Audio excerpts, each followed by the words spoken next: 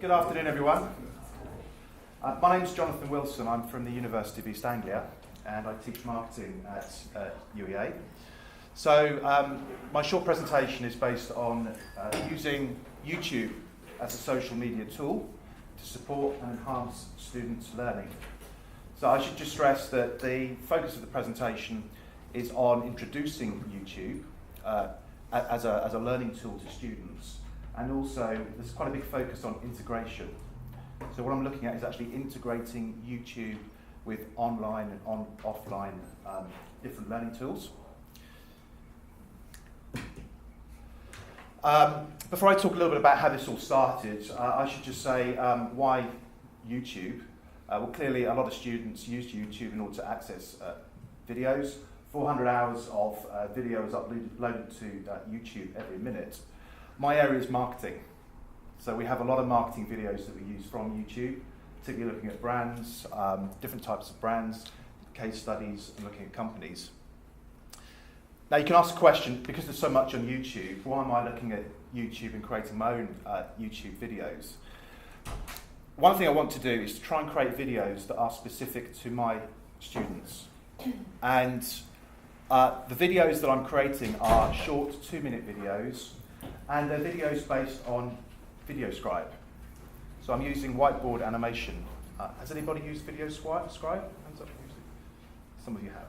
Yeah. Okay. So short videos, and later on you'll see an example and how this is integrated with other different types of tools that I'm using. How did I get started? I'm fairly late to social media. Joined Twitter about 16, 17 months ago, and I set out to create a Twitter account that was linked to my work and linked to students. The main focus was very much of a professional nature rather than a social nature. So I now have just over 1,000 followers, and what I use it for is to tweet material for students, engage with students, and also at UEA we have something called the CIM UEA Marketing Club. So students actively engage with Twitter. Many of them are doing marketing, so it's in their interest to engage with social media as well. I also blog. So this was a blog post on why are so many tech brands named after fruit. Raspberry, Apple, you can go on and on, BlackBerry. And what the nice thing is that students are actually engaging with this, so that they are, they're reading the articles, and we use this as part of the classes as well, and so on. So I got to thinking, this is basically my teaching this semester. I'm module organizer or module leader for nearly 500 students. And before the semester started, I'm thinking, how can I engage with these students? Because these 3 different modules here are all very different in their own right. So just a bit of background, the first module, we have 434 students. Most of these students are Chinese. A large number are international students. The second module is a final year undergraduate module, which we have 37 students. Most of these are home students and EU students. And the last module, Understanding Research for Brand Leadership, is one of our flagship courses. So this is run in conjunction with Wolf Ollins, the advertising agency. And these are really good students that have branding experience, that work for agencies. So I'm thinking, how can I engage with all of these different student groups using different tools? So YouTube was one thing that came to my mind, and also Twitter is another social media tool that also came to my mind. But not just using these tools, but integrating these tools. So what I wanted to do was set up some form of integrated learning environment, not just a social integrated learning environment, but integrated both online and offline. And in the beginning, there was at the start, there was a lot of dialogue going on with students, especially with the brand leaders, because brand leaders have a lot of experience with social media. I wanted to gauge their views, but also the views of our international students, because I'm sure you know most Chinese students are not on Twitter. They don't really use YouTube. All of what they do tends to be WeChat. That's the main social media platform in China. So From there, we moved on and looked at, as a starting place, looking at introducing Twitter, and there was an educational program to students on all of these courses. The particular focus was on strategic marketing management, because again, they were Chinese students and were not familiar with it. So we taught them how to use Twitter. They signed on to Twitter, short videos to help them to do that, and also some classes to help them to do that as well.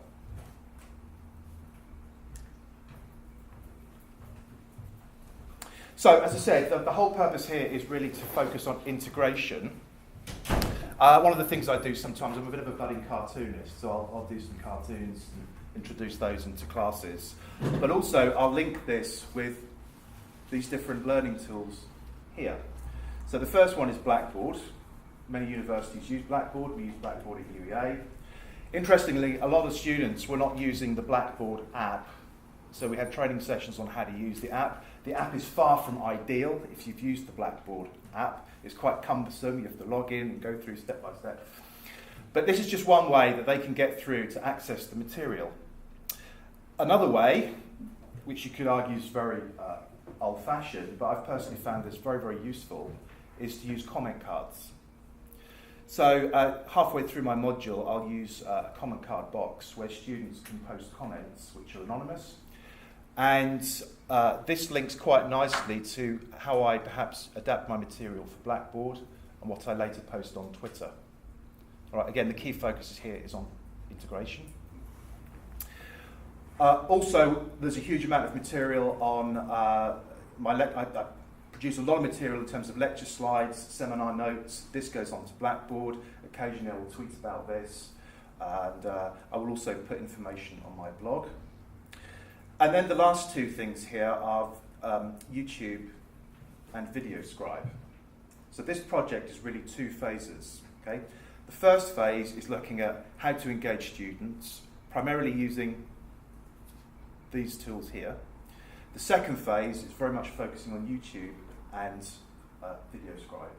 So producing VideoScribe short videos, posting them to YouTube.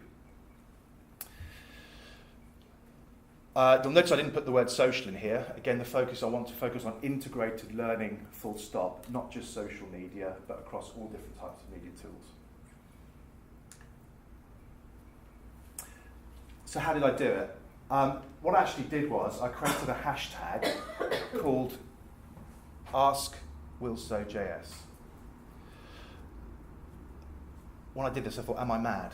Because I'm creating a hashtag where students can post a question onto Twitter using the hashtag, and I will respond. What I had to do was set very clear guidelines in the beginning as to how long it would take to me to respond. And if there were a huge number of questions, I would create some kind of generic type answers. I would post them to Blackboard or possibly post them to YouTube. On reflection, this wasn't promoted at the start of the module. It would have been good to have done that. But there was quite a good take-up of the AskWilsoJS hashtag. In the beginning, students were a bit reluctant to use it, but gradually they started to engage. And they started to ask me questions via Twitter. And there are really two themes here in terms of questions. The first theme is questions associated with the module. All right, so, what's the word count? When do we have to submit our assignment? Can we choose a different company? What about the case study? And I would respond to that. The other type of questions are more of a generic nature, so they would focus on all areas of marketing, because these are marketing students. And so I started off just on an ad hoc basis answering questions, and I thought, well, we're going to have some more structure to this. So then I set up 2 Twitter Q&A sessions, which were promoted to students. And first of all, I determined when the students are free, and it was really hard to get a time in the week when all of those students were free. And it was a 1-hour slot. Okay, so it was promoted during the lectures, it was promoted via email, it was promoted via Blackboard. Students would be encouraged to take part in it's not a Twitter chat, it's a Twitter Q&A. They would post a question and I would answer the question. So we ran 2 of these sessions, and And I'll come on to it shortly, but pleasingly, a lot of students did actually engage and were asking questions. We had other students that liked the questions, they retweeted the questions, and we ran 2 of these during the semester. So this was just promotion of the Twitter Q&A, and you can see some of the kind of word count. I have a big problem with my word count. What should I do? I over-exceeded. Some universities have quite strict rules on word limit. This particular assignment was on the Chinese brand Huawei, Huawei Technologies. So the questions were really focusing on this. Occasional retweet would happen as well. So this is a 1-hour Q&A session.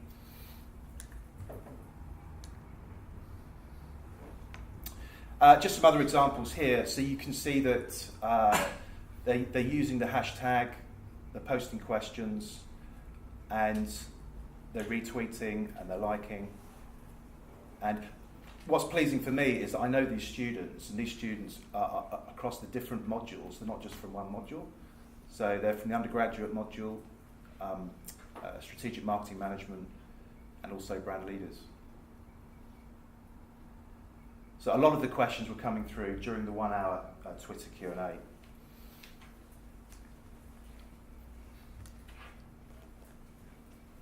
So after I ran the Twitter Q&As, I wanted some feedback from students.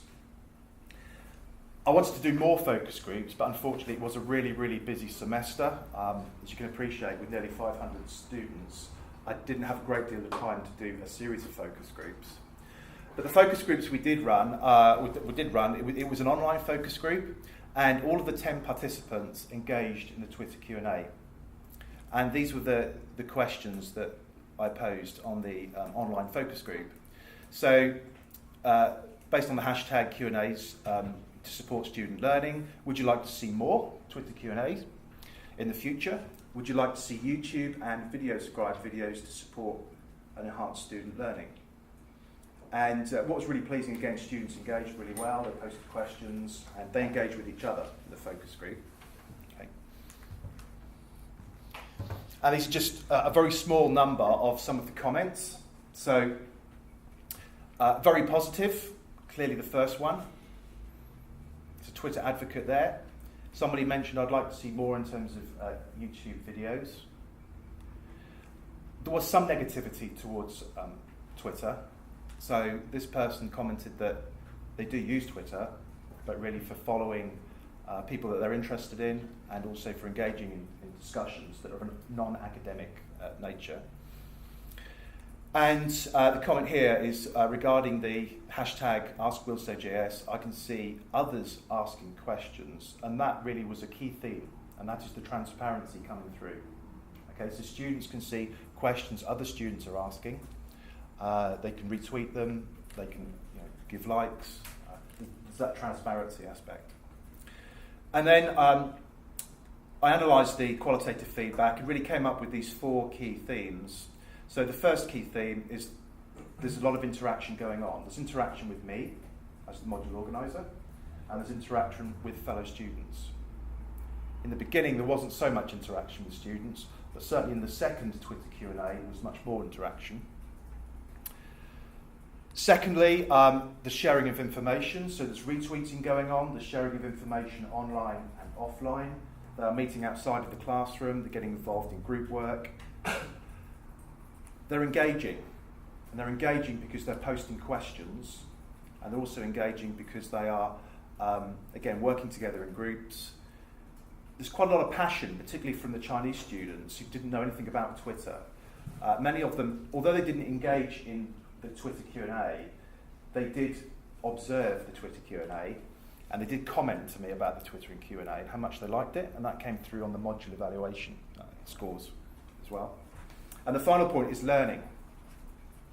So the comments that came through here is that they learned a great deal, partly because of the questions that their fellow students are posting, but also they're learning about social media, and they're learning how to use Twitter and how to engage with their fellow students.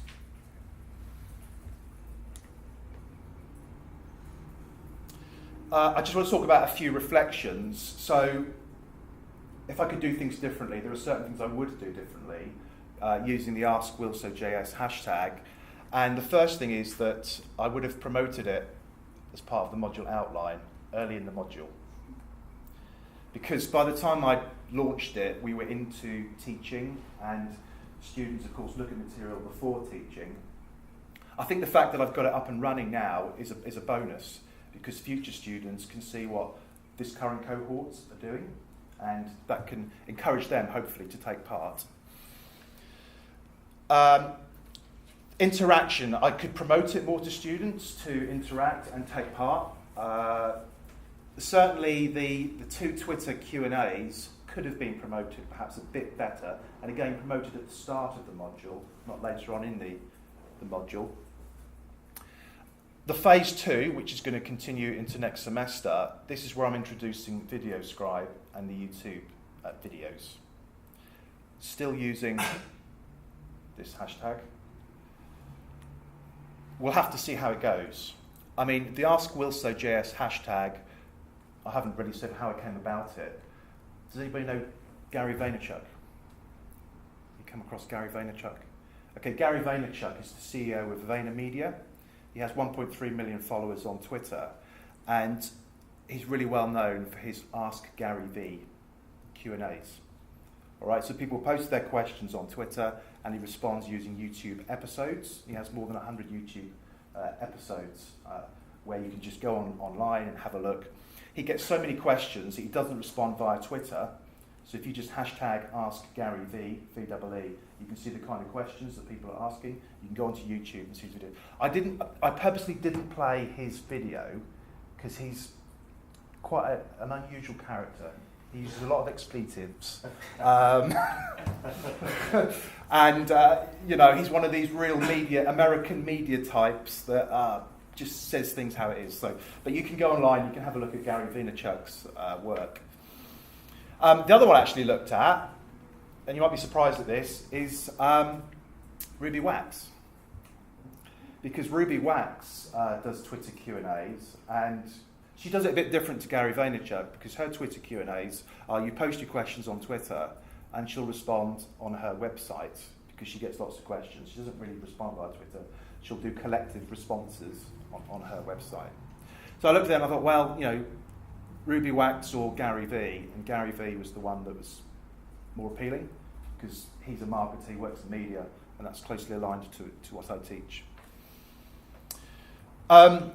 So some other points here. Yeah, I really want to focus again on integration, and for me one way to do that is to continue using the hashtag across different media, and YouTube, yes, Twitter, but also in module literature, okay, so the module guide on Blackboard. So if students have got any questions, and often we're all carrying this thing around with us in our pockets, if a question comes through, I will respond. So far, it's manageable, but we'll have to see how it develops in the future. I have got questions at sort of 1 o'clock in the morning, 2 o'clock in the morning, but they know the guidelines. They know I always won't respond straight away. Okay. So coming back to phase 2, much more focus on YouTube, integration, and I want to continue with the focus groups. I want to continue ideally with some of the students that didn't take part last time and carry on with that. I have today got a 2-minute short video scribe. If you don't mind, I'd like to show that to you, because it just shows you how this hashtag will integrate with Twitter and other media that I'm using. So I just need to go onto YouTube. So the strategic marketing students, they have an exam coming up in January. So I've been getting a lot of questions about, exam techniques, revision techniques. So I did a short video scribe for them.